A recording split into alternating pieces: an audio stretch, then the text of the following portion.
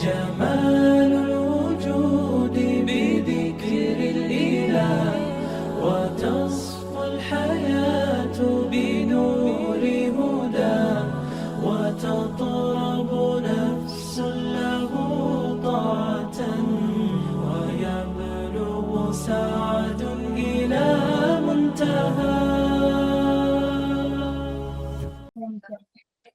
अच्छा जी, मेरी स्क्रीन नजर आ रही है आप लोगों को? यस जी, नहीं नजर आ रही, स्क्रीन शेयर कर लेंगे, तस्वीर नजर आ रही है। अब नजर आ रही है स्क्रीन? जी अब नजर आ रही। अच्छा चलिए, बिस्मिल्लाह अल्हम्दुलिल्लाह वस्सलातु वस्सलामु अला रसूलिल्लाह। तो हम कहाँ पहुंचे थे, कहानी याद है?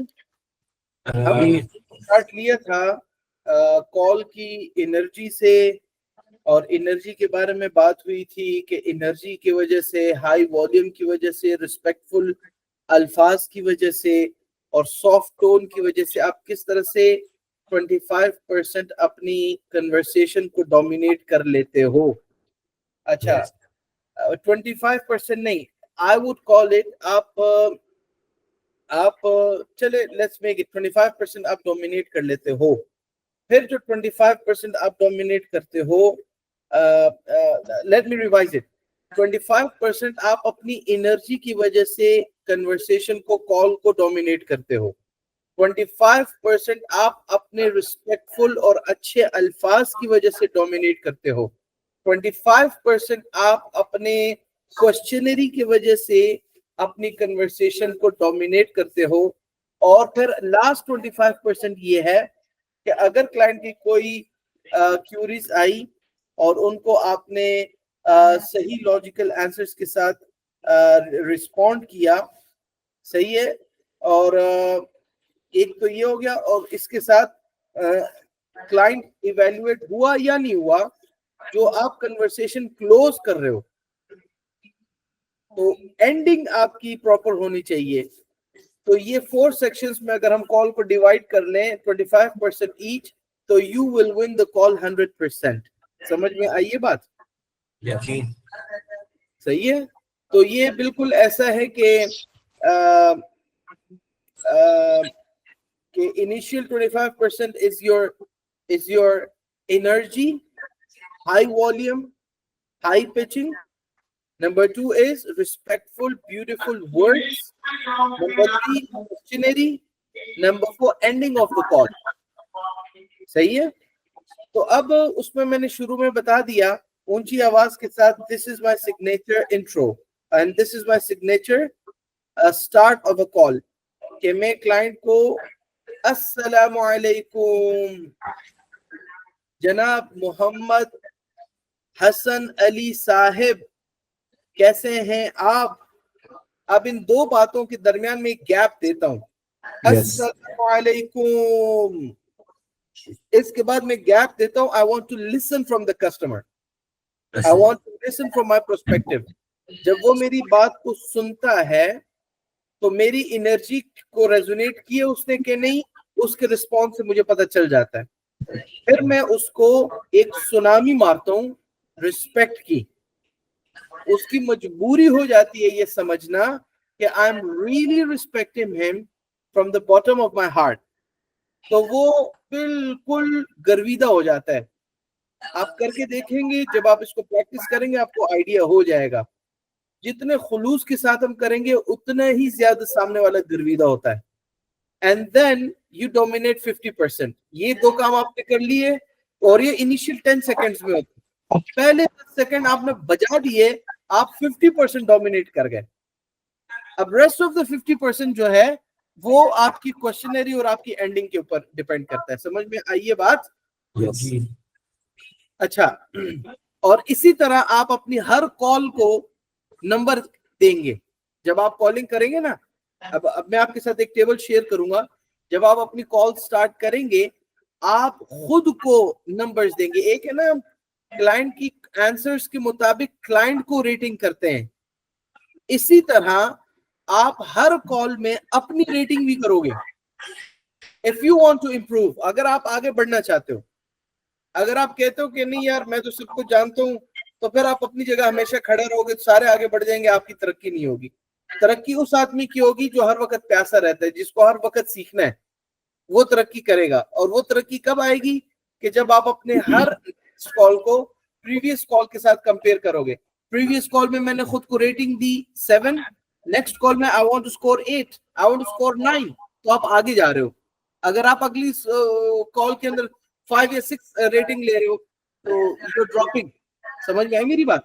जी तो अब इसके बाद बात आती है कि हम अगर क्वेश्चंस करते हैं तो हम क्वेश्चंस क्या करते हैं। ये 5 क्वेश्चंस हैं।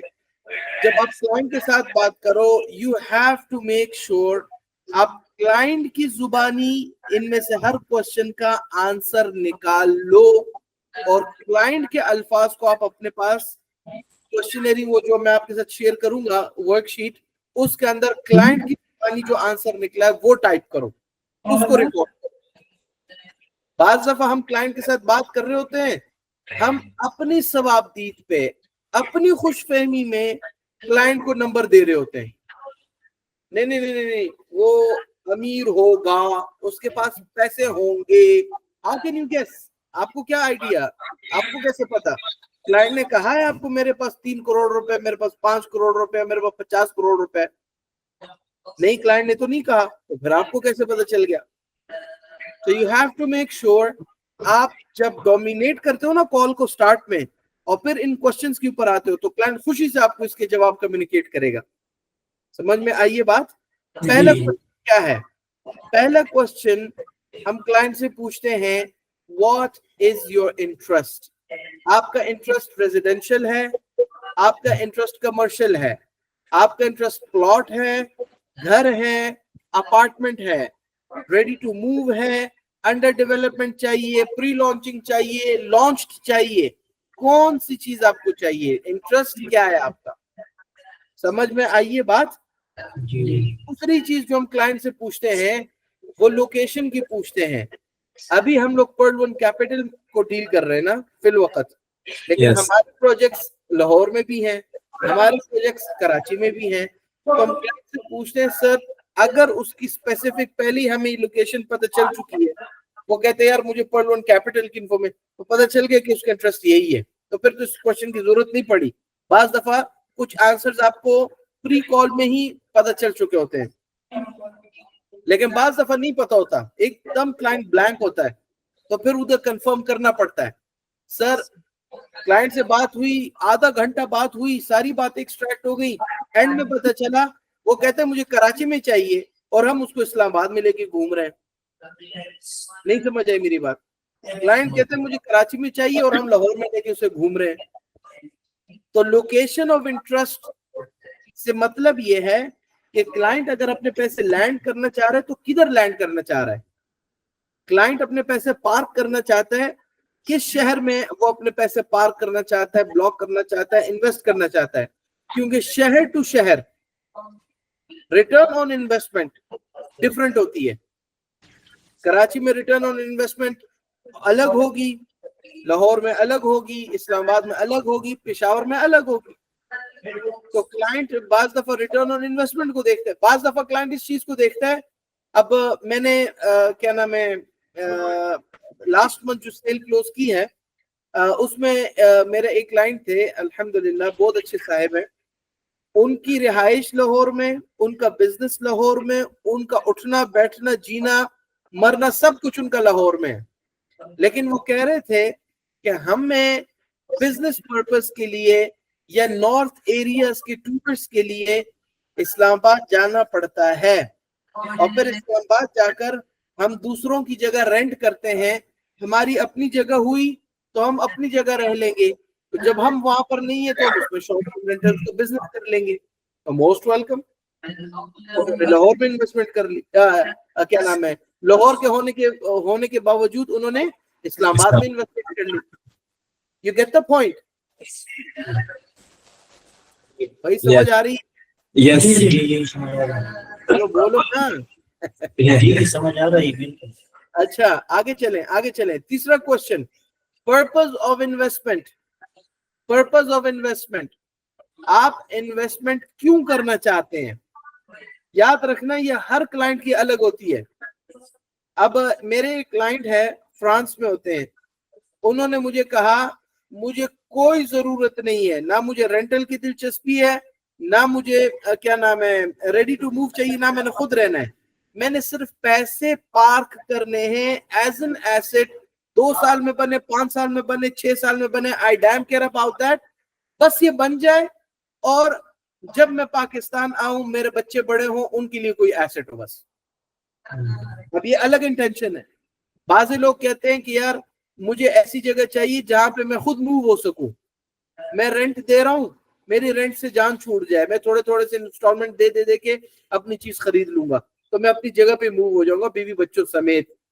समझ में आई बात? बाज़ लोग होते हैं वो गांव देहातों में रहते होते हैं, वो कहते हैं कि यार हमें शहर में नहीं रहना, हम तो रहते अपनी जगह में हैं, हम चाहते हैं कि हमें कल को कोई चीज मिले जिससे हमें रेंटल जनरेट हो, हमें रेंट आए, रिटर्न आए। तो पर्पस ऑफ इन्वेस्टमेंट मुख्तलिफ हो सकती है, तो जो पर्पस ऑफ इन्वेस्टमेंट है वो हम समझेंगे, उसके मुताबिक कुछ चीज ऑफर करेंगे। ये समझ। चौथी चीज जो बहुत जरूरी है, सबसे जरूरी है, सबसे अहम क्वेश्चन, बजट। सर आपका बजट कितना है? फिर बजट के 2 हिस्से हैं। Number 1 down payment. अगर आप इंस्टॉलमेंट पे ले रहे हैं तो पहले आपको डाउन पेमेंट देनी पड़ती है, जहां से आपकी स्टार्टिंग होती है। फिर आपके मंथली इंस्टॉलमेंट्स होते हैं, बाज़ बैलून पेमेंट डालते हैं, बाज़ नहीं डालते, बाज़ ग्रे स्ट्रक्चर की पेमेंट डालते हैं, बाज़ नहीं डालते, फिर पोजेशन पेमेंट होती है, फिर उसके बाद आपकी चीज हैंड ओवर हो जाती है। तो उससे ये पूछना वाजिब है, वाजिब, कि आपकी इन्वेस्टमेंट, आपका बजट क्या है। बजट में एक तो डाउन पेमेंट का पता करना है, दूसरा मंथली इंस्टॉलमेंट्स का पता करना है कि सर अगर आप इंस्टॉलमेंट पे चीज लेते हैं तो मंथली इंस्टॉलमेंट आप कितनी बर्दाश्त कर सकते हैं। बजट में ये 2 बातें जरूर पूछनी है। देखिए कुछ यूनिट्स हमारे ऐसे होंगे, for example Perl one tower, ये हमारा प्रोजेक्ट डिलीवर हुआ है, अब उस पर इंस्टॉलमेंट प्लान नहीं है। अगर आप वहां पर लेते हो तो आप कैश पे लोगे, तो बजट का पूछना जरूरी है। सर हमारे पास इन्वेंट्री के अंदर 50 लाख से लेके 20 करोड़ तक की यूनिट्स हैं, 1000 से ज्यादा यूनिट्स हैं। तो इधर उधर घूमने की जगह, थकने की जगह, अगर आप मुझे अपना बजट बता दो तो मैं स्ट्रीट आपकी बजट के मुताबिक चीज निकाल के आपके आगे रख दूंगा। उनको भी टाइम बच जाएगा, तुम्हारा भी टाइम बच जाएगा। समझ में आ रही है बात? यस जी जी। वरना क्लाइंट घुमाता रहेगा, आप घूमते रहोगे। इस वजह से आपने अपने क्वेश्चनरी को पक्का करना है कि आपने पूछना क्या है। सही है? बाज दफा क्लाइंट सीधा सीधा बजट बता देता है, बाज दफा क्लाइंट औरतों की तरह शर्मा रहा होता है, वो बजट नहीं बताता। हालांकि इसमें ऐब नहीं है, बताना चाहिए, ठीक है। जिधर क्लाइंट बजट नहीं बताता तो आप इनडायरेक्ट क्वेश्चंस पूछकर बजट का आंसर पूछते हो।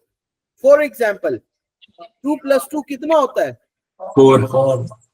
ठीक है, अभी हमें पता है 4 आंसर है, हमने 4 उसके मुंह से निकालना है, बजट उसके मुंह से निकालना है। अब उसके पूछने का एक तरीका यह है कि 2 + 2 4, दूसरा तरीका यह है कि 3 + 1 4, जो तीसरा तरीका ये है 5 - 1 4, अगला तरीका ये है कि 10 - 6 4, सही। अगला तरीका है 20 - 16 4, अगला तरीका है 100 - 96 4, अगला तरीका 2 × 2 4। आपको समझ आई मैं क्या पूछना चाह रहा हूँ? यस एक आंसर मुंह से निकालने के लिए आप 120 किस्म के रेलेवेंट क्वेश्चंस पूछकर निकाल सकते हो, कोई मसला नहीं है, कोई मुश्किल नहीं है। मैं क्या करता हूं, मेरी प्रैक्टिस ये है कि मैं फ्लैट स्ट्रेट पूछता हूं, सर बजट कितना है आपका? सर आप मुझे बजट बताएं, हमारे पास 1000 यूनिट हैं, ताकि मुझे आपको बताना आसान हो, उसके मुताबिक मैं आपके सामने चीज रख सकूं। फ्लैट पूछ लेता हूं। दूसरा तरीका मेरा ये है कि मैं फिर क्लाइंट को कहता हूं, क्लाइंट बाज़ दफा कह देता है बजट का इशू नहीं है, आप मुझे चीज दिखाएं। तो फिर मैं उनको कहता हूँ सर हमारे पास मिनिमम और मैक्सिमम रेंज उनको बताता हूँ। सर हमारे पास 50 लाख से लेकर 20 करोड़ तक की यूनिट्स हैं और 1000 से ज्यादा यूनिट है। अब मैं आपको कौन सा दिखाऊं? तो क्लाइंट खुद ही बोल देता है 4 से 5 करोड़ के रेंज में दिखा दो, 2 से 3 करोड़ के रेंज में दिखा दो। तो 2 से 3 करोड़ जब उसने कहा तो पता चल गया अगर 3 नहीं है, 2.5 नहीं है, तो 2 करोड़ तो इसके पास है। अब 2 करोड़ में आपकी इन्वेंट्री में क्या क्या चीजें हैं आप वो निकाल के सामने रख दो, खत्म, कहानी खत्म। समझ में? 1000 यूनिट है ना, 1000 के 1000 तो 2 करोड़ के नहीं है, उसमें 15, 20, 50 2 करोड़ के होंगे। तो वो वाली यूनिट्स निकाल के आगे रख दो, फिर क्या नाम है फ्लोर प्लान के ऊपर डिस्कशन करके सेलेक्ट करवा लो, खत्म, कहानी लग गई समझ। जी अगली चीज आपसे 5वां क्वेश्चन आपने, अच्छा इसी तरह बजट में रेलेवेंट क्वेश्चंस में से एक क्वेश्चन ये भी है, बजट के रेलेवेंट क्वेश्चंस में से एक क्वेश्चन ये भी है, सर आप करते क्या है, what are you by profession. सही है, जिस तरह 2 + 2 4 है और 3 + 1 भी 4 है, तो 2 + 2 में अगर उसने जवाब नहीं बताया तो आप उससे इररेलेवेंट क्वेश्चन करके बजट पूछो, relevant question, sorry relevant question करके बजट पूछो। अब रेलेवेंट क्वेश्चन क्या है? रेलेवेंट क्वेश्चन है कि सर आप what are you by profession, आप क्या करते हैं बाय प्रोफेशन, आप हो क्या। सही है, उसने बता दिया कि यार मैं तो सब्जी की रेडी लगाता हूँ, फॉर एग्जाम्पल एक रिस्पेक्टफुल जॉब है लेकिन इसका पोटेंशियल नहीं है इतनी बड़ी इन्वेस्टमेंट करने के लिए, सो इसको हम नंबर्स देकर आसानी से इवैल्यूएट करके साइड पे लगा लेंगे। दूसरे आदमी ने आपको कहा कि यार मैं तो डायरेक्टर हूँ, फॉर एग्जाम्पल क्या नाम है, मैं हेड ऑफ सेल्स हूँ, मैं हेड ऑफ सेल्स हूँ Zameen.com का, लेट्स सपोज, ठीक है। अब हेड ऑफ सेल्स Zameen.com का इतनी मोटी तनख्वाह कमा रहा है, सही है, बहुत बड़ी रकम वो कमाता है, 50 लाख 40 लाख से ऊपर बनाता है वो तो मंथली, तो लाइक उसका पोटेंशियल है, इसका मतलब ही हैज बिग फंड्स, उसके पास पैसा है, सही है। इसी तरह एक रेलेवेंट क्वेश्चन ये भी हो सकता है बजट मालूम करने के लिए, सर आप रहते कहाँ हैं, आप रहते कहाँ हैं। उसने कहा मैं जी पिंड ढोखमीदा में रहता हूँ, तो पिंड ढोखमीदा कोई साइड पे करके कहीं एक छोटा सा गांव है, तो मोस्ट प्रोबेबली ज्यादा पोटेंशियल वाला नहीं होगा। या मैं अपनी बता देता हूँ, आप कहाँ रहते हो, मैंने बता दिया, फॉर एग्जाम्पल जी मैं रहता हूँ तरनौल में, फॉर एग्जाम्पल मैं तरनौल में रहता हूँ, इस्लामाबाद तरनौल में। अब तरनौल के अंदर आबादी सस्ती है, उधर मिडिल क्लास लोग रहते हैं, उधर यानी बहुत एक्सपेंसिव हाई प्रोफाइल लोग नहीं रहते। इसके मुकाबले में दूसरा साहब आपको कहते जी मैं F6 में रहता हूँ, उन्होंने कहा मैं F7 में रहता हूँ, E7 में रहता हूँ, फॉर एग्जाम्पल ना, वो हाई प्रोफाइल है। अपने घर में रहते हैं या रेंट पे रहते हैं। अभी एक और क्वेश्चन हो गया रेलेवेंट, जी F6 में मेरा अपना घर है, कनाल का घर है, और नाउ से पता चल गया कि इज नेक्स्ट लेवल, ये बहुत पोटेंशियल, बहुत मालदार आदमी है, वहां पे गरीब आदमी रह नहीं सकता। You get my point? जी 3 पॉइंट। तो ये कुछ पॉइंट्स हैं, यानी डायरेक्ट क्वेश्चंस हमने 5 पॉइंट्स एक्सट्रैक्ट करने हैं, इसमें कुछ आसानी से हो जाते हैं, कुछ मुश्किल से होते हैं। बजट वाला थोड़ा सा आदमी को ट्रबल देता है, लेकिन जब आप प्रैक्टिस करते हो तो बहुत आसान हो जाएगा ये। तो फिर जो क्वेश्चन डायरेक्ट क्वेश्चन से नहीं एक्सट्रैक्ट हुआ उसके लिए आप रेलेवेंट क्वेश्चंस को फिर यूज करते हो।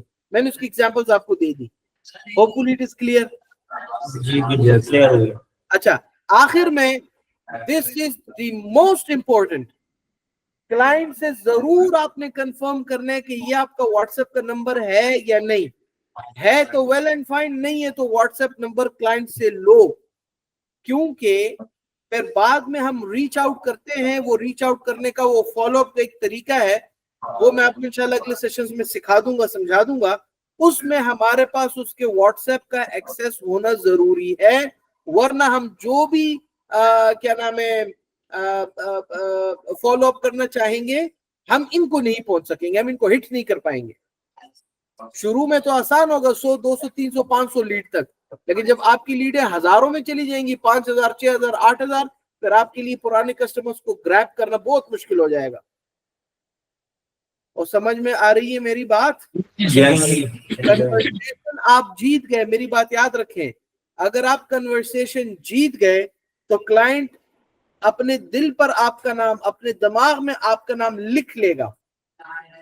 आज आपसे क्लोज नहीं हुआ, आज उसकी इंटरेस्ट नहीं थी, आज उसके पास पैसा नहीं था, 2 साल बाद भी अगर उसने लेना होगा ना, आज अगर आपने कन्वर्सेशन जीती है तो 2 साल बाद भी वो आप ही से राब्ता करके आपसे लेगा। मेरे साथ एक दफा नहीं, कई दफा ये मामला हो चुका है। एक साहब है, मैंने उनको पिच किया, मालदार भी हैं, उनको लेना भी था, मैंने उनको प्रोडक्ट पिच किया, उनको नहीं समझे, उन्होंने नहीं लिया, मैंने फिर पिच किया, उनको नहीं समझ आई, 3-4 महीने बाद एक और जगह पिच किया, नहीं समझ आई, चलते चलते चलते 2.5 साल के बाद वो बंदा क्लोज हुआ है। वजह क्या थी? मैंने पहली कन्वर्सेशन विन की थी, 2.5 साल बाद वो क्लोज हुआ है। इसी तरह अभी ABS में मैंने एक आदमी को क्लोज किया है, मेरे पास उसकी हिस्ट्री पड़ी हुई है, तकरीबन 2 साल के बाद ये बंदा मुझसे क्लोज हुआ है, और मल्टीपल टाइम्स ये मुझे अप्रोच करता रहा है। अल्हम्दुलिल्लाह रब्बिल आलमीन, अब जाकर वो क्लोज हुआ है लास्ट मंथ। और समझ में आ रही है मेरी बात? Yes. First time winning of the conversation, ये इतना जरूरी है कि लाइफ टाइम का इम्पैक्ट आपका रह जाएगा इस आदमी के ऊपर, या आपका दीवाना हो जाएगा, आपका गर्विदा हो जाएगा। समझ में आई बात? यस। इसके बाद, यहां तक जब आप समझ गए, इसके बाद नेक्स्ट स्टेप आता है रिबटल्स, क्लाइंट के साइड से क्वेश्चंस। अब क्लाइंट हमसे क्या क्या क्वेश्चंस कर सकता है? फॉर एग्जाम्पल, क्लाइंट, यार ये मैंने वो नहीं किया हुआ था, क्लाइंट हमसे क्या क्या क्वेश्चंस कर सकता है? ये क्लाइंट के कुछ क्वेश्चंस हैं, इनको अच्छी तरह समझें। जिस क्लाइंट ने होमवर्क किया है और जो क्लाइंट सीरियस है, आपसे लेना चाह रहा है, उसके क्वेश्चन से आपको ये वाली खुशबू आएगी। अब देखो ये कैसे क्वेश्चंस हैं। क्लाइंट आपसे पूछ सकता है, what is the current market value of the property? Market में अभी जो यूनिट आप मुझे बेच रहे हो, आप मुझे घर बेच रहे हो, आप मुझे प्लॉट बेच रहे हो, आप मुझे फ्लैट अपार्टमेंट बेच रहे हो, अभी मार्केट में इसकी प्राइस क्या है? ठीक है। What are the comparable sales in the area? इसकी कंपैरेटिव एनालिसिस, जो चीज आप करोड़ की बेच रहे हो, आपके आसपास चीज कितने की बिक रही है? समझ में नहीं है मेरी बात? ये बात दफा क्लाइंट आपसे पूछेगा, बाज दफा क्लाइंट, अक्सर क्लाइंट खुद अपनी तहकीक करता है, उसको सराउंडिंग्स का पता होता है, और वो फिर आकर आपसे आपकी प्राइसेस पूछ रहा होता है। तो you have to be very very very careful कि आपने गलत बयानी कभी भी नहीं करनी, आपने कभी भी अपने पेट से बात नहीं करनी। अगर आपके पास सराउंडिंग की नॉलेज है तो बता दो, अगर नहीं है तो चुप हो जाओ, मत बताओ, बोल दो मेरे पास नॉलेज नहीं है। ये आपकी ट्रस्ट को कायम रखेगा। अगर आप गलत बयानी करोगे, कंपैरेटिव के गलत रेट बता दोगे, सर हम 26,000 का बेच रहे हैं, हमारा कंपैरेटिव जो है वो 30,000 का बेच रहा है, हालांकि वो 22 का बेच रहा था और उसने होमवर्क किया हुआ था, डायरेक्ट आपका जो ट्रस्ट है वो स्कैटर हो जाएगा, खत्म हो जाएगा। यार तुम अभी झूठ बोल रहे हो, रेट्स में झूठ बोल रहे हो, मुझे पता है वो लोग 22 का बेच रहे हैं और तुम कह रहे हो 30। नहीं समझे मेरी बात? यस जी, समझ रहे हैं। हाँ, अगली बात सुनो। क्लाइंट का तीसरा question, how long has this property been on the market? आप लोग कितने अरसे से ये प्रोजेक्ट बेच रहे हो? अब ये एक अहम क्वेश्चन है। क्लाइंट इससे अंदाजा लगाता है कि आप लोग कब से बेच रहे हो। 2 साल हो गए, अब 2 साल में तुमने कंस्ट्रक्शन का काम शुरू नहीं किया तो तुम आगे क्या करोगे? नहीं समझे मेरी बात? यस जी, समझ रहे हैं। इसी तरह क्लाइंट आपसे पूछता है कि ये मार्केट में कब से फॉर सेल है। फॉर एग्जांपल आप एक घर बेच रहे हो, आपने बताया जी पिछले 1.5 साल से सेल पे लगा हुआ है, तो इसका मतलब ये है कि प्रॉपर्टी में कोई लोचा है जो पिछले 1.5 साल में ये बिका नहीं है, इसमें कोई मसला है, इसमें कोई चीज है जिसकी वजह से ये चीज फंसी हुई है। समझ में नहीं है मेरी बात? जी समझ आए। तो अगली बात समझो, अगला question, are there any upcoming development और projects planned for this area? आप यहाँ पे मुझे जो चीज बेच रहे हो उसके आसपास कोई गवर्नमेंट की और कोई बड़ी डेवलपमेंट कोई स्कीम आ रही है कि नहीं आ रही? हमारे प्रोजेक्ट के आसपास कोई बड़ी चीज आ रही है? नहीं बोलो है? ऑलरेडी पहले है DHA2 आ रहा है सर, DHA2 हमारे प्रोजेक्ट के साथ। भाई उसमें तो हम खड़े हैं, हम तो DHA2 में खड़े हैं। हमारे प्रोजेक्ट के आसपास कोई बड़ी चीज आ रही है क्या? आ रहा है? पहले ये जो गीगा माल के टावर्स है उसके अलावा नहीं तो नहीं अभी नहीं मामू, रिंग रोड आ रहा है।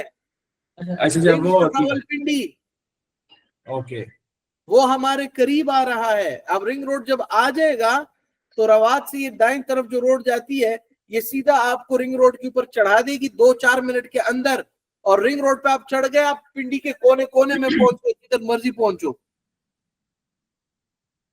समझ में आई बात? अभी हमारे प्रोजेक्ट से एयरपोर्ट तक तकरीबन 40 मिनट 45 मिनट टाइम लगता है। रिंग रोड आ जाएगा तो आप एयरपोर्ट 15 मिनट में पहुंच जाओगे। समझ में आ रही है बात? यस आगे देखो, what property taxes for this location, या जो प्रोडक्ट आप मुझे बेच रहे हो इस, ये देखो बाहर मुल्कों में क्या होता है, हर स्टेट के अलग टैक्सेस होते हैं, सही है? पाकिस्तान में भी अलग है, केपी में अलग है, बलोचिस्तान में, सिंध में अलग अलग है ना। ये बात दफा एक भी हो सकते हैं। और क्लाइंट ये भी पूछ सकते हैं कि यार यूनिट आप मुझे करोड़ का बेच रहे हो, करोड़ यूनिट में आपसे खरीद, तो मुझे टैक्स कितना देना पड़ेगा? समझ में आई मेरी बात? कल रात मैं ऑफिस में था, आप लोग मेरा ख्याल है चले गए, ये रियाज भाई ऑफिस में मेरे साथ थे। मैं फ्रांस के एक क्लाइंट के साथ बात कर रहा था, तो मुझे कहने लगा कि मैंने यूनिट खरीद लिया, और यूनिट खरीदने के बाद उन्होंने मुझे बताया, जिन्होंने उनको बेचा है, कि आपने 12 लाख रुपए टैक्स और भी देना है। ये तो आपकी यूनिट प्राइस होगी, अब टैक्स अलग है। उसने सर पकड़ लिया, कहता मुझे पहले बता दे तो मैं पहले अरेंज कर लेता। तो ये काम कभी भी नहीं करना, क्लाइंट को पहले कम्युनिकेट करना है, सर ये आपकी प्राइस है, ये आपकी प्रोसेसिंग फीस है, ये आपके टैक्सेस हैं, इसके अलावा आपने कुछ नहीं देना। क्लाइंट बहुत ज्यादा डिसहार्ट होता है, वो इसको दोगलापन और धोखा समझता है कि यार तुमने मुझे चिपकाने के लिए छोटी रकम बताई, अब और भी पैसे तुम मुझसे लेना चाह रहे हो, वो तो मुझे पहले ही बता दो। समझ में नहीं है मेरी बात? इससे ट्रस्ट खराब होता है। एतमाद एक दफा खराब हो गया, आप फिर हवा में भी मुसल्ला बिछा दो ना, जीनी की तरह पानी के ऊपर मुसल्ला बिछा दो, और उसको अपनी, वो फिर कोई आपकी बुजुर्गी नहीं मानेगा, एक दफा एतमाद खराब हो गया तो। अगला question, what is the condition of the property? आप जो प्रोजेक्ट मुझे बेच रहे हो वो कहाँ, किस कंडीशन में है? ब्रांड न्यू है, 1 साल इस्तेमाल हुआ है, 5 साल इस्तेमाल हुआ है, अंडर कंस्ट्रक्शन है, डिलीवर हो चुका है, या प्री लॉन्च है, अभी स्टार्ट ही नहीं हुआ? बताओ हमारा प्रोजेक्ट किस कंडीशन में है? प्री लॉन्च है। यस, हमारा प्रोजेक्ट प्री लॉन्च है। अब ये यहाँ पर बहुत कस्टमर्स की बहुत सारी कैटेगरीज हैं। कुछ कस्टमर प्रेफर करते हैं प्री लॉन्च में इन्वेस्ट करना, कुछ कस्टमर डरते हैं, प्री लॉन्च में नहीं करते, वो लॉन्च प्रोजेक्ट्स में करते हैं, जिस पे काम चल रहा हो उनको आंखों से नजर आ रहा हो। और कुछ क्लाइंट वो हैं जो इससे भी ज्यादा हसास हैं, वो इससे भी ज्यादा केयरफुली खेलते हैं। वो कहते हैं कि यार महंगा सही, हमें डिलीवर्ड चाहिए, हमें अंडर कंस्ट्रक्शन नहीं चाहिए, अभी पैसे लो, एक हाथ पैसे लो, एक हाथ हमें चीज पकड़ा दो। समझ में आई बात? तो जितना रिस्क फैक्टर ज्यादा उतना रिवॉर्ड ज्यादा। आगे चलो, what are monthly expenses associated with owning this property? मैंने प्रॉपर्टी ओन कर ली, मैंने इन्वेस्ट कर लिया, कल को मैं इसका मालिक बन गया, मंथली क्या एक्सपेंसेस आएंगे? मंथली एक्सपेंसेस हैं कि नहीं है? बोलो भाई। है बिल्कुल। हम लोग अपार्टमेंट बेच रहे हैं ना, यस, मॉल की शॉप्स बेच रहे हैं, तो मेंटेनेंस building होती है, अपार्टमेंट और शॉप्स की मंथली सर्विस चार्जेस होते हैं, सही है? Maintenance charges, monthly maintenance charges होते हैं। बहरी अटाउन सोसाइटी है, उनकी भी मंथली चार्जेस हैं। BHA के भी मेरा ख्याल है मंथली चार्जेस हैं, सबके होते हैं। हाँ, जिसके अंदर वो बहुत सारी चीजें आपको प्रोवाइड करते हैं। समझ में हाँ, आई है मेरी बात? यस। अब इस किस्म के क्वेश्चंस जो क्लाइंट आपसे करेगा, समझ जाना कि ये बंदा खरीदने वाला है। He is a serious person. He wants to buy. He wants to step into it. समझ में आई ये बात? ये क्वेश्चंस अपने पास फिर नोट कर लेना, और ऐसे जिस कस्टमर के क्वेश्चन से आपको ये वाली खुशबू आए, आप समझ जाना कि ये कस्टमर क्लोजिंग की तरफ जा रहा है, ये क्वालिफिकेशन की तरफ जा रहा है। हम अभी भी उसके हलक से नीचे नहीं उतारेंगे प्रोजेक्ट, हम इन क्वेश्चन से अंदाजा लगा लेंगे, उसको क्वालिफाई कर देंगे, फिर उसके साथ मीटिंग करके उसके साथ मजीद पुशिंग करेंगे। समझ में आई है मेरी बात? अच्छा, ये एक और टाइप के क्वेश्चंस हैं, ये मजीद कुछ क्वेश्चंस हैं। कोई zoning restrictions, further development plan that could affect the property. ऐसे तो नहीं कि ये जिस तरह कराची में तजावुजात में बिल्डिंग्स बनी हो, ऐसा ना हो तुम्हारी बिल्डिंग तजावुजात में बनी हो, कल को कोई गवर्नमेंट उठकर आधी बिल्डिंग काट दे, मेरा यूनिट भी तजावुजात में निकल जाए। ऐसे तो नहीं। समझ में आई बात? What finance are available for purchasing the property? आप लोग फाइनेंसिंग करते हो कि नहीं करते हो? अब बहुत सारे क्लाइंट होते हैं, वो बैंक से फाइनेंसिंग लेना चाह रहे होते हैं, हम ये रिकमेंड नहीं करते, हम शरिया कंप्लाइंट हैं। फाइनेंसिंग के और बहुत सारे शरिया कंप्लाइंट तरीके भी हैं, सही है? तो वो हम फिर क्लाइंट को रिकमेंड कर सकते हैं। उसके ऊपर इंशाल्लाह बाकायदा अलग सेशन होगा कि फाइनेंसिंग की क्या क्या सूरतें होती हैं और कैसे होती हैं। समझ में आ रही है बात? यस। ठीक है, आगे चलो। What is the process for making an offer on the property? अच्छा, इसका क्या मतलब है? इसका मतलब ये है कि आप क्लाइंट ने आपसे पूछे कितने का दे रहे हो, यूनिट कितने का है, आपने कहा करोड़ का, उसने कहा 80 का देते हो। अच्छा, मुझे बताओ मैं ऐसे क्या करूं मुझे ये 80 का मिल जाए? तो फिर हम उससे बात करते हैं, सर आपको डिस्काउंट चाहिए, आपके लिए डिस्काउंट की मैं बात करता हूं। क्लाइंट के साथ वादा, झूठा वादा कभी भी ना करना। क्लाइंट को उम्मीद देकर जब रॉक सॉलिड बात आपको पता चल जाए, वो उससे कमिट करो। क्लाइंट कहते मुझे 80 लाख का चाहिए, आप कहते हो सर आप पेमेंट कर दे, टोकन मनी दे दे, I promise I will fight for you, I can not, मुझे एग्जैक्ट अमाउंट नहीं पता, I will talk, I will let you know. फिर उसकी साइड से जब अगर उसने टोकन दे दिया, डाउन पेमेंट या पार्शियल पेमेंट कर दी, आपने उसके लिए ऐसी ही फाइट करनी है जैसे आप अपने लिए लगे हुए हैं। और डॉक्टर साहब या कोई और कल जिसके साथ आप काम कर रहे हो, आप उनसे बात करें और उन्हें पुश करें। जितना मैक्सिमम बेनिफिट आप क्लाइंट के लिए उठाओगे, उतना ज्यादा ये क्लाइंट आपका गर्विदा होगा और लॉन्ग टर्म आपके साथ चलेगा। समझ में आई है बात? जरूरी नहीं उसको आप 80 ही दिला दो, बाज़ दफा आप नहीं दिला पाओगे, डेवलपर की लिमिटेशंस होती हैं, वो आपको 3, 5, 7 लाख से ऊपर डिस्काउंट नहीं दे सकता। जो मैक्सिमम आप उठा सकते हो वो उठाओ। अच्छा, इसमें दूसरा मसला ये होता है, डिस्काउंट 7 लाख मिल सकता था, आपने नंबर बनाने के लिए कि यार मेरा बॉस भी मुझसे खुश हो जाए, 5 लाख डिस्काउंट उठाया, 2 लाख आपने छोड़ दिया, आपने उसके साथ कमिट कर दिया। क्लाइंट क्या करेगा? हर क्लाइंट का ये हक है कि वो मल्टीपल जगहों से एक चीज की कोटेशन और एक चीज की कीमत का पता करे। आपने तो डिस्काउंट 5 लाख दिया, दूसरे लड़के के पास चला गया, उसको अपॉर्चुनिटी मिल गई। हसन से बात की थी, हसन ने 5 लाख डिस्काउंट दिया, वो क्लाइंट रियाज को स्किप करके उसके पास चला गया, क्या नाम है, सैफ के पास। सैफ ने स्ट्रेट उसको 7 लाख डिस्काउंट ऑफर कर दिया। अब बताओ क्लाइंट किसके पास क्लोज होगा? 7 लाख मालिक।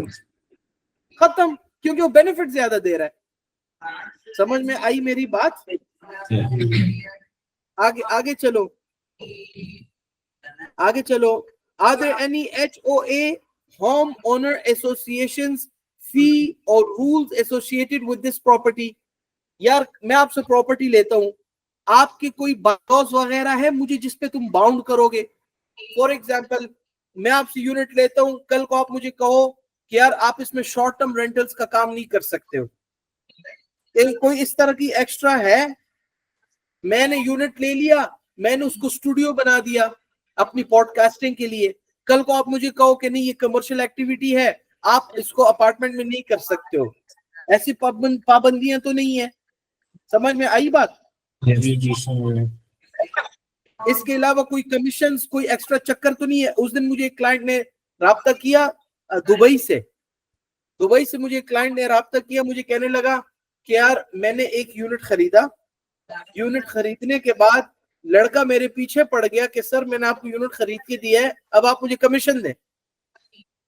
हालांकि कोई पॉलिसी ऐसी नहीं है कि आप क्लाइंट से कमीशन लो। समझ में आई मेरी बात? फिर उसने लड़के को कहा मुझे डिस्काउंट लेकर दो, उन्होंने डिस्काउंट, पॉलिसी में डिस्काउंट था, उसको डिस्काउंट मिल गया। अब वो जो सेलर लड़का था, वो सेल्स पर्सन इस क्लाइंट को कहता है कि मोहतरम मैंने आपको यूनिट भी खरीद के दिया, उस पर डिस्काउंट भी लेकर दिया, उसके यूनिट खरीदने की मुझे कमीशन अलग दे और डिस्काउंट में मुझे कमीशन अलग दे। वो क्लाइंट इतना डिसहार्ट हुआ, उसने कहा भाड़ में जाए, मैंने लेने ही नहीं है। मुझसे राब्ता किया रिफंड के लिए, मैंने उसको कूल डाउन किया, मैंने उसको आपको किसी को कमीशन देने की जरूरत नहीं है, आप मुझे इजाजत दे मैं आपके लिए प्रोसेसिंग करवा लेता हूँ। वो कूल डाउन हुआ, मैंने उसकी प्रोसेसिंग करा दी। जब उसकी फाइल रेडी हो गई, डिस्पैचिंग उनके पास चली गई, तो मुझे उसने मैसेज किया, कहते उनके हाथों डिस्पैच नहीं करवाना, आप उनसे लो और आप मेरे पास डिस्पैच करो, मैंने उनसे बात ही नहीं करनी है। उन्होंने डिस्पैच कर दी, फिर वो उससे राब्ता करेंगे, कहते मैंने उनके नंबर्स ब्लॉक किए हुए हैं, मैं उनसे बात ही नहीं करना चाहता। अब आप मुझे बताओ समझ में आई है मेरी बात? आगे देखो,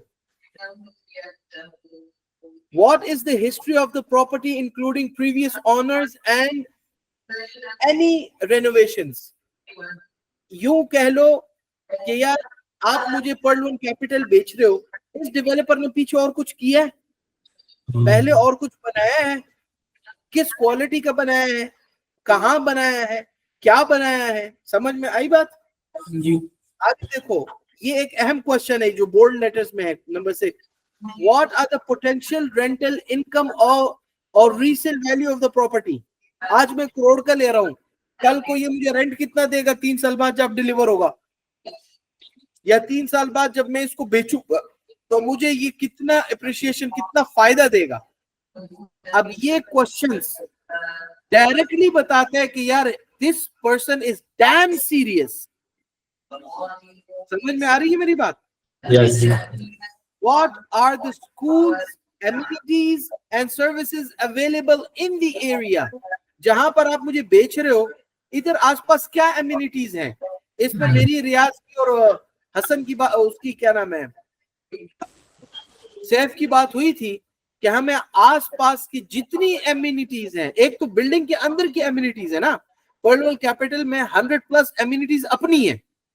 यस। इसके आसपास इलाके की क्या एमिनिटीज हैं वो भी बतानी है,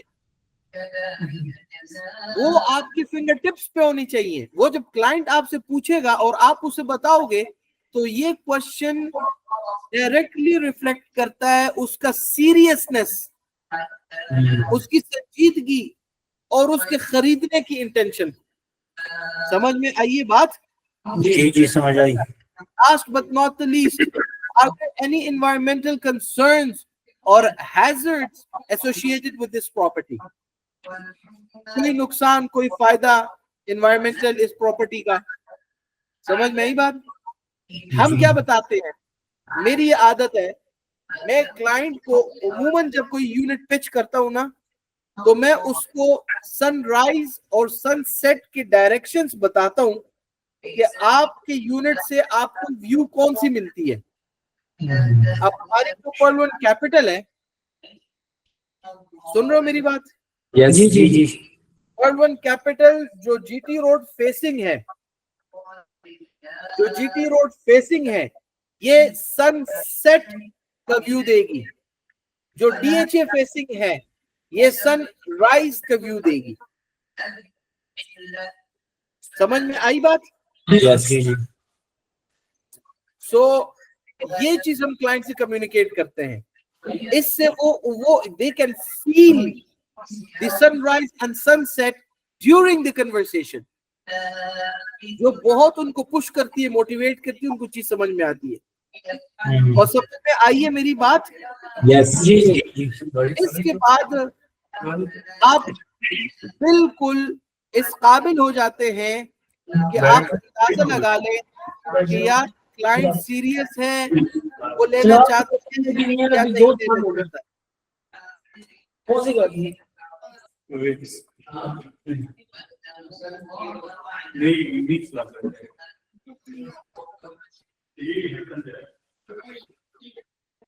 ये मौलाना साहब एक सवाल है कि यहाँ पर उन्होंने ये hazard associated with the property, इसका क्या जवाब है?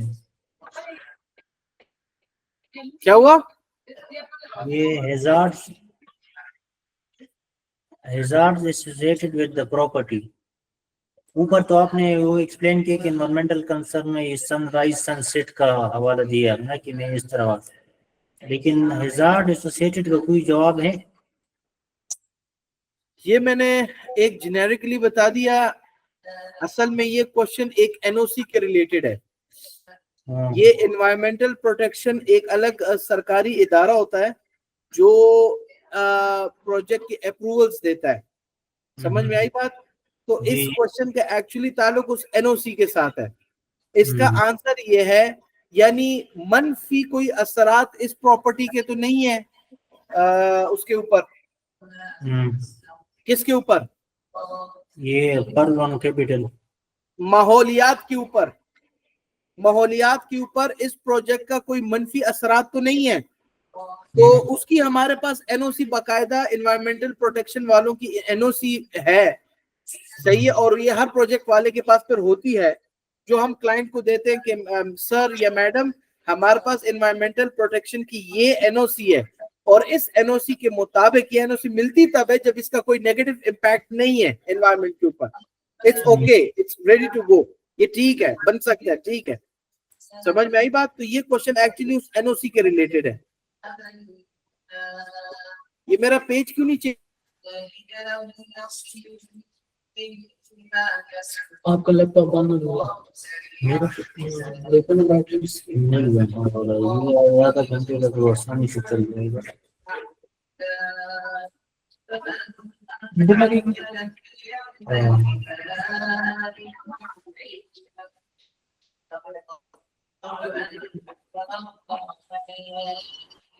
हेलो, नहीं अच्छा सब कुछ बहाल है? क्या? मेरी स्क्रीन ब्लैंक हो गई है। हाँ, स्क्रीन ब्लॉक हो गया, वो स्क्रीन शेयरिंग खत्म हो गई।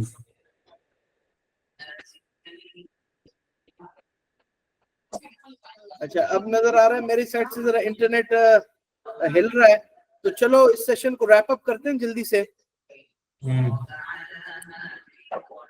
इसके बाद हैप्पी एंडिंग आती है। ये मेरा पेज स्टक हो गया, आई डोंट नो व्हाई। ये मैं इसको अगले पेज की तरफ लेके जा रहा हूँ लेकिन जा नहीं रहा। तो चलो इसके बाद आखिरी स्लाइड ये है कि हमने इसके बाद करनी है हैप्पी एंडिंग। हैप्पी एंडिंग यानी हमारी कन्वर्सेशन जिस एनर्जी के साथ और जिस एक्साइटमेंट के साथ स्टार्ट हुई थी, आपने कन्वर्सेशन को उसी एनर्जी के साथ और उसी एक्साइटमेंट के साथ क्लोज भी करनी है, खत्म भी करनी है, ठीक है? स्टार्ट मैंने लिया था अस्सलाम वालेकुम मोहतरम हसन अली साहिब, कैसे हैं आप। तो कितनी रिस्पेक्ट, कितनी एनर्जी स्टार्ट में थी। जब मैंने सारी कन्वर्सेशन कर ली, जब हम क्लोजिंग की तरफ आएंगे तो फिर हम क्लोजिंग में वैसे ही अच्छे अच्छे कमेंट्स देंगे। सर मुझे आपसे बात करके बहुत अच्छा लगा। मेरी ख्वाहिश होगी कि मैं लॉन्ग टर्म्स पे आपके साथ कनेक्टेड रहूं। I am looking forward staying in touch with you. समझ में आई बात? Yes. मुझे आपसे बात करके इंतहाई खुशी हुई। मैं आपको अपने दिल की गहराइयों से क्या नाम है इस्तकबाल करता हूँ, इनवाइट करता हूँ। आप अपने फैमिली के साथ हमारे ऑफिस तशरीफ लाएं ताकि हम प्रोजेक्ट को मजीद फर्दर डिस्कस कर सकें। सही है सर, मुझे आपसे बात करके बड़ी खुशी हुई। मेरी ख्वाहिश है आप मेरी दावत कबूल करें, हमारे ऑफिस तशरीफ लाएं, एक कप कॉफी, एक कप चाय मेरे साथ पिए। अब ये सी ऑफ वाले स्टेटमेंट्स हैं, समझ आई बात? मैं अक्सर एक स्टेटमेंट बोलता हूँ, मेरी आदत बनी हुई है कि देखें सर मैडम, अगर आपके जहन में किसी किस्म का कोई सवाल हो related the property, please feel free to contact me. बिला झिझक आप मुझसे पूछें। मेरी इंतहाई नेकबख्ती खुशकिस्मती होगी अगर मैं आपके काम आ सका, मैं आपको गाइड कर सका। I am looking forward welcoming you, I am looking forward seeing you, I am looking forward having a cup of tea with you in our office X, Y and Z। समझ में आ रही है मेरी बात? Energy के साथ start लिया था। You have to maintain the energy और उसी एनर्जी के साथ आपने कॉल को खत्म करना है। बाज दफा जब आप कन्वर्सेशन के दौरान grip over the conversation loose कर देते हो और आपका क्लाइंट डोमिनेट कर जाता है और कुछ आपके साथ तल्ख कलामी हो जाती है, तो उमूमन क्लोजिंग के वक्त फिर वो एनर्जी नहीं होती। चले सर आपकी मर्जी, आप अपना काम कर लें सर, जिससे मर्जी जाके आप पूछ लें, आप अपनी तसल्ली करके आ जाए। ऐसे नहीं करना, हर नहीं करना। Client is the boss. हम क्लाइंट के साथ कभी भी बदतमीजी के साथ पेश नहीं आएंगे, चाहे वो गलत भी हो। समझ में आई मेरी बात? Keep the respect in your brains. और हैप्पी एंडिंग भी समझ गए? हैप्पी एंडिंग से क्या मुराद है?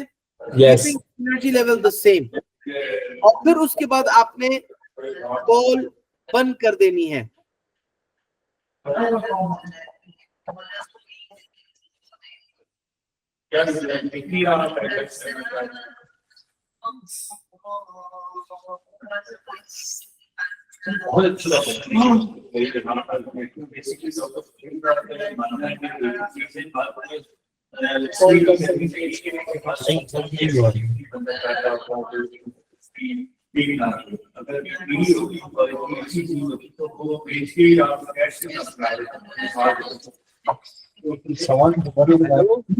सवाल कर लो फिर जानेंगे।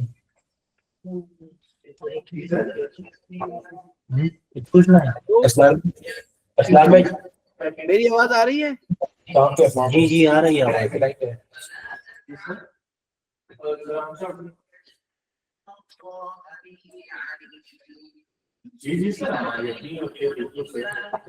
जी मौलाना साहब, वो मसला है वो स्लाइड वाला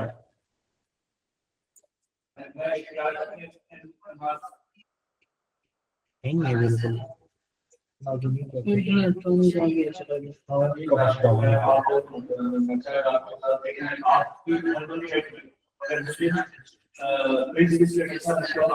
जी उसका मसला हल हो गया, वो स्लाइड वाला नहीं हुआ। अच्छा आगे देखें। अच्छा ये जो क्लोजिंग में एक अच्छा जुमला ये भी है, कि आप क्लाइंट से कहें कि don't forget me in your prayers. Sir अपनी दुआओं में मुझे जरूर याद रखिएगा, ठीक है, खासकर जब बुजुर्गों से बात हो रही हो। अच्छा इसके बाद अब ये जरूरी चीज समझने वाली, अगर क्लाइंट क्वालिफाई कर गया, तो इसके बाद फिर आप व्हाट्सएप पे उसको लेबल असाइन करते हो और अपने क्या नाम है, मोबाइल अलार्म में उसका रिमाइंडर लगाते हो। ये 2 काम हो गए। और तीसरा काम, आप उसकी सोशल मीडिया हैंडल्स में उस बंदे को ढूंढते हो। समझ आ गई? यस अगर क्लाइंट क्वालिफाई कर गया तो फिर आप कितने काम करते हो? आप 3 बड़े काम करते हो। नंबर 1, व्हाट्सएप सेव करें। व्हाट्सएप बिजनेस में उसको लेबल लगाते हो P&I का, पोटेंशियल एंड इंटरेस्टेड। नंबर 2, बोलो भाई, अलार्म, मोबाइल अलार्म में उसके नाम का एक अलार्म सेट कर देते हो। नंबर 3, सोशल मीडिया, चाहे फेसबुक है, चाहे इंस्टाग्राम है, चाहे लिंक्डइन है, चाहे टिकटॉक है, चाहे यूट्यूब है, वहां पर उसकी प्रेजेंस ढूंढते हो ताकि आप क्लाइंट रिलेटेड इंफॉर्मेशन एक्सट्रैक्ट कर सको। जब अभी जो हमने कॉल की है, कॉल के अंदर सिर्फ उसका प्रॉपर्टी में लेन देन के हवाले से इंटरेस्ट को एक्सट्रैक्ट किया है। बाकी की उसके बारे में इंफॉर्मेशन जानने के लिए जब आप सोशल मीडिया से एक्सट्रैक्ट करोगे और फॉलो कॉल में उसके साथ बात करोगे या मीटिंग में उसके साथ बातें करोगे, तो आपके पास 120 नुक्ते और होंगे उसके साथ कन्वर्सेशन करने की और उसको एंगेज करने की। ये बात समझ आ गई? उसके बाद thank you very much for today's session. यहाँ पर हमारा सेशन इख्तिताम पजीर हुआ। होपफुली आपको फायदा हो गया होगा।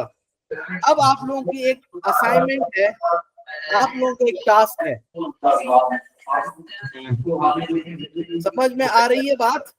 जी सर समझ आ रही है, बताइए। आप लोगों की असाइनमेंट अभी ये है कि आप लोगों ने कॉल की स्टार्टिंग, जो मैंने अपना सिग्नेचर स्टार्ट आपको दिया, अस्सलामु अलैकुम जनाब मोहम्मद रियाजुल्लाह साहिब, कैसे हैं आप, मेरा सिग्नेचर टोन है। आप इसको भी अडेप्ट कर सकते हो, कॉपी कर सकते हो, आप अपने भी कुछ बना सकते हो। आपने वो 2-3 चीजों का ख्याल रखना है। आवाज ऊंची हो, आवाज साफ हो, अल्फाज खूबसूरत हो, रिस्पेक्ट से भरे हुए हो। समझ में आई ये बात? Starting of the call 10 second की इनिशियल इंट्रो है, उसकी प्रैक्टिस करो आप तीनों। नंबर 2, जो क्वेश्चनरी मैंने आपको बताई है, इस क्वेश्चनरी को आपस में एक दूसरे के साथ प्रैक्टिस करो। एक कस्टमर बनो और एक कॉलर बनो और आपस में बात करो और नेगेटिव रिमार्क्स नहीं करने। प्रैक्टिस में आपने पॉजिटिव चलना है। फॉर एग्जांपल, हसन रियाज से क्वेश्चंस करता है, कॉल करता है, रियाज क्लाइंट बना हुआ है, हसन कॉलर बना हुआ है, तो रियाज नेगेटिव कमेंट ना करे, वो पॉजिटिव पूछ रहा है, पॉजिटिव पॉजिटिव पॉजिटिव पॉजिटिव चलते रहो। मैं लाइव सेशन आपके साथ बैठ के मैं खुद नेगेटिव करूंगा, आप लोग आपस में नेगेटिव नहीं करना, कंफ्यूज हो जाओगे। समझ में आई ये बात? तो टास्क मिल गया। टास्क 2 चीजें हैं, स्टार्ट ऑफ द कॉल की प्रैक्टिस करो, क्वेश्चन प्रैक्टिस करो, आपस में मॉक कॉलिंग करो, ठीक है? Any question? बोलो भाई, एनी क्वेश्चन? जी मौलाना साहब, ये जो सवालात थे उसमें तो बहुत से ऐसे सवालात हैं कि जो बिल्कुल हमारी यानी जवाब जिसका हमें नहीं आ रहा है, तो इसके साथ क्या करें? जैसे मसलन ये सवाल है, ये जो क्लाइंट के क्वेश्चन है इसको छोड़ दो, ये मैं आपको अलग से दे दूंगा। हमने 5 क्वेश्चंस एक्सट्रैक्ट करने, वो 5 क्वेश्चंस आपके पास हैं? जी है वो। उन 5 क्वेश्चंस की प्रैक्टिस करो आपस में, ठीक है, बस यही स्टार्ट ऑफ द कॉल, और वो वाले 5 पॉइंट्स जो हम एक्सट्रैक्ट करना चाहते हैं। एक क्लाइंट बनो और एक क्या बनो, कॉलर बनो, और एक जज बनकर उनको सुने। फिर रियाज हसन को, सैफ को पिच करे, फिर सैफ हसन को पिच करे। ऐसे 5 राउंड्स लगाओ, ठीक है? अभी ब्रेक ले लो, जरा से रिफ्रेश हो जाओ, 5 मिनट बाद दोबारा बैठो, एक राउंड लगाओ। पहले एक हसन कॉलर बने, फिर रियाज कॉलर बने, फिर सैफ कॉलर बने, फिर 5 मिनट ब्रेक लो, फिर बैठ जाओ, फिर एक राउंड लो। इस तरह आपने 3 राउंड कम से कम लेने, ठीक है? ओके, ठीक है। प्रैक्टिस, और बाकी बातें फिर करते हैं इंशाल्लाह। ओके सही इंशाल्लाह। चलो जी, अस्सलाम वालेकुम। वालेकुम अस्सलाम रहमतुल्लाहि।